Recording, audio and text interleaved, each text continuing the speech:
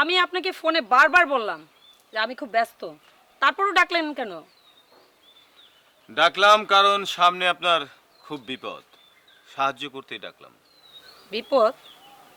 কিসের বিপদ? বারে, মজিদ সাহেবের হাত ভেঙে কিভাবে শান্তিতে থাকবে ভাবলে? সেটা আমি বুঝবো। তাছাড়া আপনি ছাড়া কি প্রমাণ আছে যে আমি মজিদ সাহেবের হাত ভেঙেছি? তা অবশ্য ঠিক, শুধু আমিই জানি। কিন্তু কি চাই আপনার সেটা বলেন।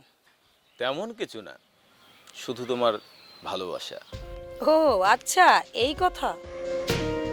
তো আমাকে ভালোবাসার জন্য এত উতলা হওয়ার কারণ কি? কারণ খুবই ভালো লেগেছে আমার তোমাকে।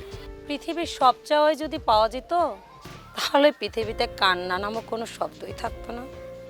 আমি এত কিছু বুঝি না, তোমাকে আমার ভালো লেগেছে ব্যাস।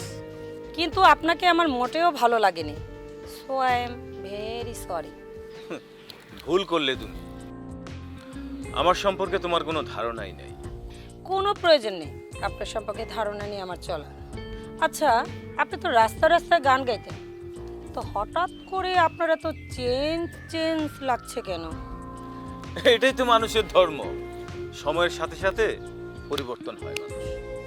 বুঝলাম, বাট একটা কথা মনে রাখবেন, আপনি আমাকে যেমন পছন্দ করেন ঠিক তেমনি আমিও।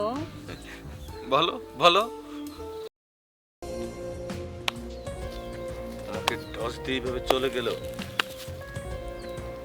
ঠিক আছে, আমিও তাহলে দেখে নেব।